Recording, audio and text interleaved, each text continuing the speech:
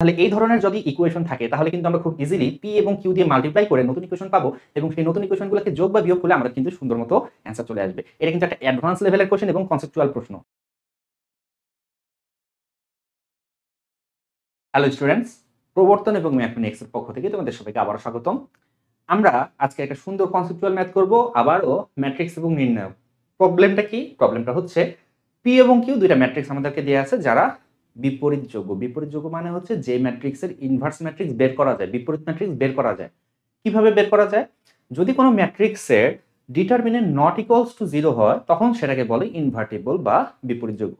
তো এই লাইনটা দিয়ে আমাকে যেটা বুঝাইছে, আমাকে অলরেডি বুঝাই দিচ্ছে যে determinant of P not equals to 0, determinant of Q not equals to 0, এতটুকু বুঝাইছে। এরপরে কি বলছে যে পি এবং কিউ যে দুইটা ম্যাট্রিক্সের কথা বলা হচ্ছে তারা 2025/2025 সাইজের একটা ম্যাট্রিক্স, মানে 2025টা সারি আছে, 2025টা কলাম আছে। পি ম্যাট্রিক্সের নির্ণায়কের ভ্যালুটা দেওয়া আছে এবং এখানে সুন্দর একটা ইকুয়েশন দেওয়া আছে। প্রশ্ন হচ্ছে যে ডিটারমিনেন্ট অফ কিউ অর্থাৎ কিউ ম্যাট্রিক্সের নির্ণায়কের বর্গমূল কত? আমরা যদি নির্ণায়ক বের করে ফেলতে পারি তাহলে অ্যাকচুয়ালি বর্গমূলও বের করা যাবে, এটা কোনো ইস্যু না। তো আমাদের টার্গেট হচ্ছে কিউ ম্যাট্রিক্সের নির্ণায়কটা বের করা। কিভাবে করা যায়? ফোকাস করো এই ইকুয়েশনটায়। কি রকম একটা ইকুয়েশন দিছে বলো তো? P inverse Q plus Q inverse P is equals to I, এরকম একটা ম্যাট্রিক্স আমাদেরকে দিয়ে দিস। নির্ণায়ক বের করতে হবে। তাহলে নির্ণায়ক যেহেতু বের করতে হবে, আমরা কি এক কাজ করতে পারি? আমরা কি বোথ সাইডে নির্ণায়ক নিতে পারি? ডেফিনেটলি নিতে পারি, কারণ এ এবং বি দুইটা ম্যাট্রিক্স যদি সমান হয় তাহলে তাদের নির্ণায়কও সমান হবে। দুইটা ম্যাট্রিক্স যদি সমান হয় তাহলে তাদের নির্ণায়কটা ডেফিনেটলি সমান হবে। তো আমরা এই সেন্সে এখানে কিন্তু নির্ণায়ক নিতে পারি। আমি থট প্রসেসটা বলতেছি, কিভাবে করা যায় সেটা বলতেছি, ঠিক আছে?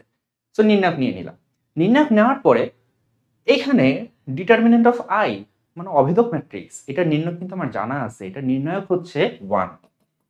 খুবই সুন্দর। সমীকরণের একটা সাইড তো সমাধান হয়ে গেল, একটা সাইড বের হয়ে গেছে, তার মানে 50% হয়ে গেছে। এখন বাকি 50% করতে যে আমরা দেখলাম যে দুইটা ম্যাট্রিক্স যোগফল, ঠিক আছে, মাঝখানে প্লাস আছে মানে যোগফল, যোগফলের নির্ণায়ক। আচ্ছা, এটাকে কি ডিস্ট্রিবিউট করে দেওয়া যায়? তুমি কি চাইলে P inverse Q plus Q inverse P এটা লিখতে পারবা কিনা? যদি যোগ থাকে তাহলে নির্ণায়কটা ডিস্ট্রিবিউট করা যাবে কিনা?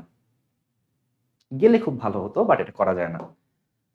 সমস্যা হচ্ছে this is not true, this is not true.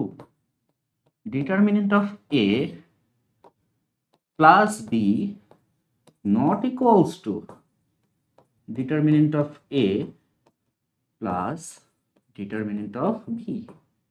যোগফলের ক্ষেত্রে এভাবে দুইটার আলাদা আলাদা নির্ণায়ক বের করে যোগ করে দিলে যোগফলের নির্ণায়কের সমান হয় না। This is not true.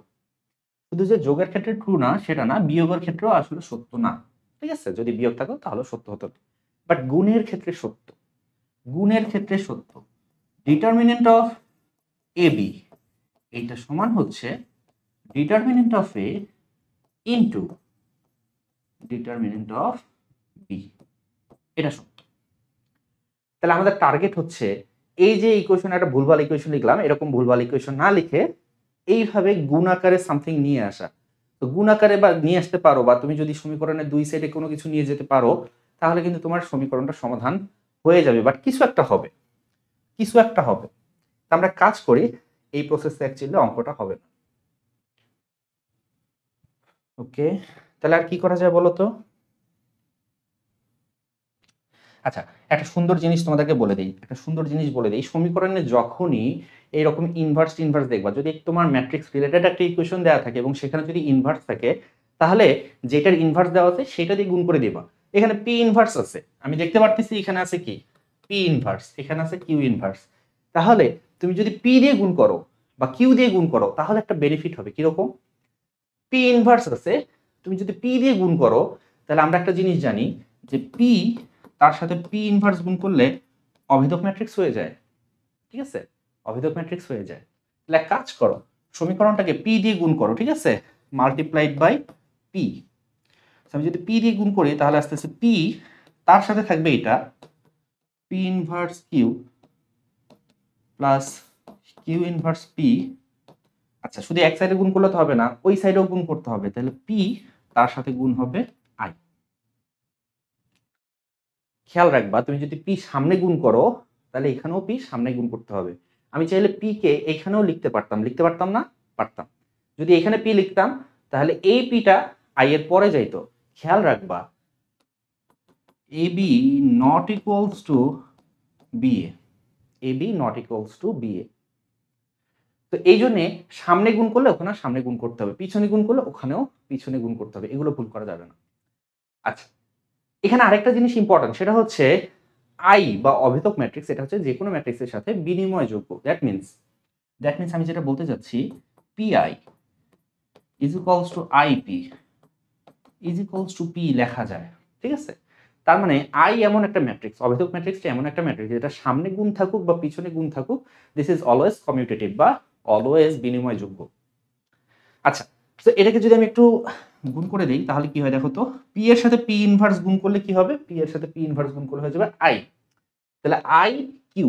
I Q মানে কি? আই কিউ মানে হচ্ছে গিয়ে সিম্পল আই, শুধু কিউ। আচ্ছা, আর এখানে কি থাকতেছে? পি কিউ ইনভার্স পি, এটা সমান সমান পি। এটাকে 1 নাম্বার সমীকরণ দাও, দিলাম। কিছু হলো?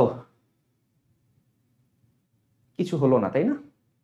ঠিক আছে, কিউ দিয়ে গুণ করে দেখি কি হয়। এটাকে কিউ দিয়ে গুণ করে দিয়ে দেখি কি হয়। কিউ দিয়ে তুমি যদি কিউ গুণ করো তাহলে Q P inverse Q plus Q inverse P is equals to কি আসতেছে? Q I. তাহলে এটাকে তুমি লিখতে পারবা Q P inverse Q, Q এর সাথে কিউ ইনভার্স গুণ করলে আই, আই এর সাথে পি গুণ করলে শুধু পি, কিউ এর সাথে আই গুণ করলে হবে আই। এটাকে তুমি 2 নম্বর সমীকরণ দাও। এবার কিছু হলো? এবারও কিছু হলো না। বাট আমি যদি যোগ করে দেই তাহলে কিছু একটা হবে। দেখো, 1 নাম্বার সমীকরণ এবং 2 নাম্বার সমীকরণ যদি যোগ করি তাহলে মনে হয় একটা সুন্দর জিনিস হবে। তো চলো দেখা যাক সেই সুন্দর জিনিসটা কি। আচ্ছা,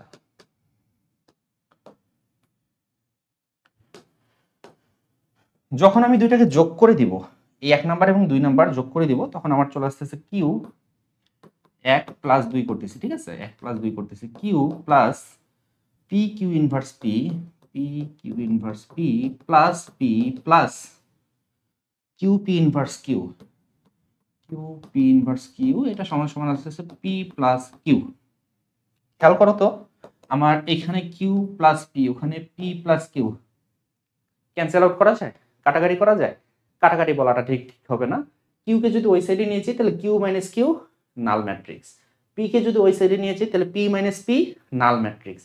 তার মানে এই কিউ এবং এই পি সমীকরণের ওই সাইডে যে একটা নাল ম্যাট্রিক্স গঠন করবে, এবং নাল ম্যাট্রিক্স গঠন করার পর তোমার চেহারাটা দেখতে বা সমীকরণের চেহারাটা দেখতে হবে এরকম, P Q inverse P plus Q P inverse Q, এটা সমান সমান একটা শূন্য নাল ম্যাট্রিক্স।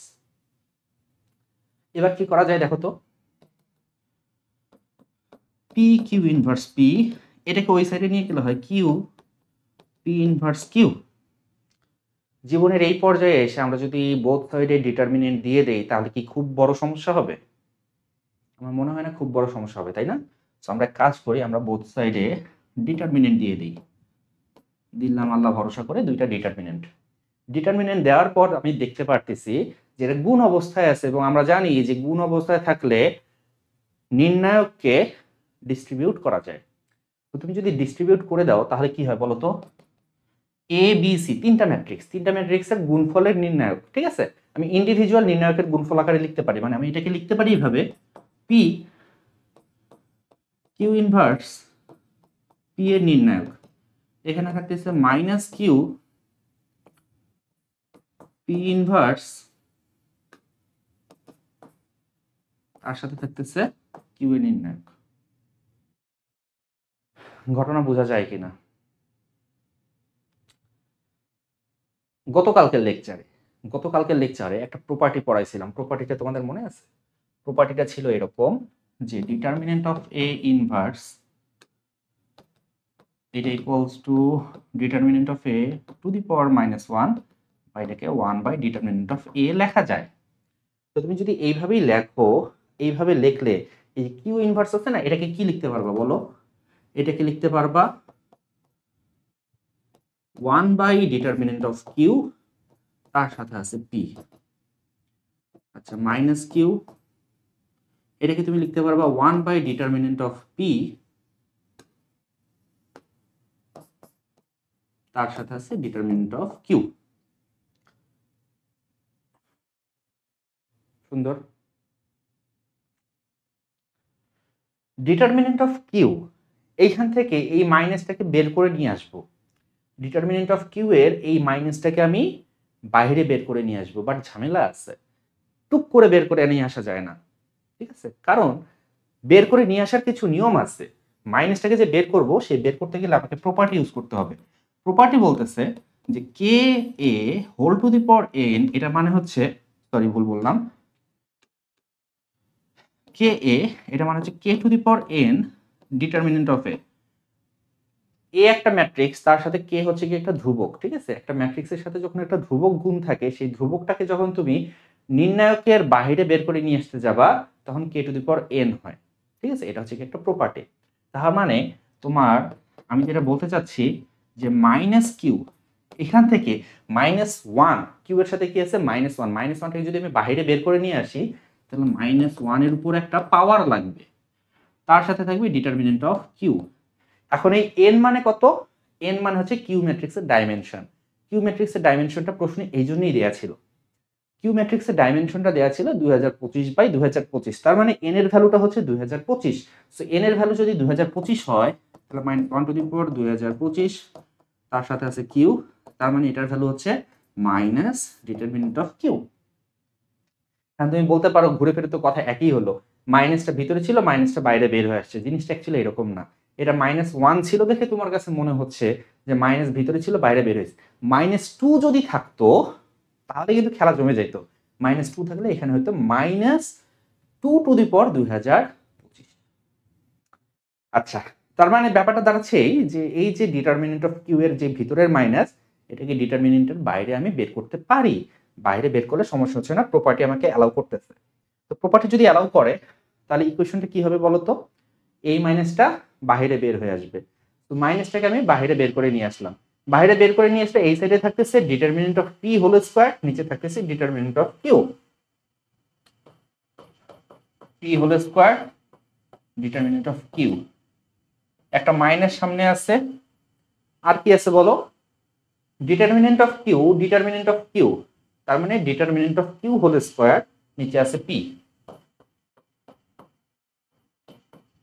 আচ্ছা, তার মানে আমরা যেটা বলতে চাচ্ছি যে তোমার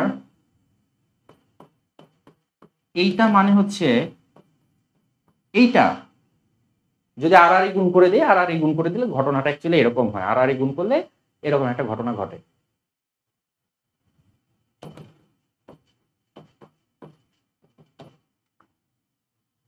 ডিটারমিনেন্ট অফ পি এর ভ্যালু কি প্রশ্নে দেয়া ছিল না? দেয়া ছিল। ডিটারমিনেন্ট অফ পি এর ভ্যালু হচ্ছে -2025। তাহলে ডিটারমিনেন্ট অফ পি এর ভ্যালু যদি আমি -2025 বসাই, তার উপর কিউব দেই, তাহলে চলে আসতেছে +2025। তাহলে ডিটারমিনেন্ট অফ কিউ এর ভ্যালুটা চলে আসতেছে কত বলো তো? কিউব রুট করলে কত আসে? 2025 এর কিউব রুট যদি আমি করি, তাহলে সিম্পল 2025 আসে। সহজ অঙ্ক না? দেখো, অঙ্কটা কিন্তু শেষ হয়ে গেছে। আমাদের প্রশ্নে কি ছিল? আমাদের প্রশ্নে ছিল এইটার ভ্যালু কত? তো এইটার ভ্যালু হচ্ছে 2025 এর স্কয়ার রুট, যেটা আসে 45, and 45 will be the answer. ঠিক আছে, তাহলে আমরা কি কি শিখলাম? আমরা কিছু প্রপার্টি শিখলাম, এবং আমরা এই ধরনের ইকুয়েশনে যদি ইনভার্স থাকে তাহলে কিভাবে ডিল করতে হয়, এই ধরনের একটা আইডিয়া পেলাম। তো আজকে এই পর্যন্তই। দেখো, আমাদের একটা কোর্স আছে এইচএসসি 25-এর জন্য, ইঞ্জিনিয়ারিং অ্যাডমিশন প্রাইভেট প্রোগ্রাম। অনেকে এনরোল করেছে। তোমরা যদি এখন এনরোল করে না থাকো, 25 ব্যাচের তোমরা যারা ইঞ্জিনিয়ারিং প্রিপারেশন নিবা, যদি এখন এনরোল করে না থাকো, তাহলে কোর্সটা এনরোল করতে পারো। কোর্স প্রাইস মাত্র 1000 টাকা। তাহলে এখনো যারা এনরোল করোনি, করে ফেলো। বিস্তারিত জানতে তুমি এটা ওয়েবসাইটে ভিজিট করতে পারো, অথবা এই নাম্বারে কল করতে পারো, অথবা আমাদের পাবলিক গ্রুপ আছে ফেসবুকে, প্রবর্তন লিখলেই চলে আসবে, সেখানে জয়েন করে বিস্তারিত জানতে পারো। এতক্ষণ সঙ্গে থাকার জন্য ধন্যবাদ। Thanks for watching.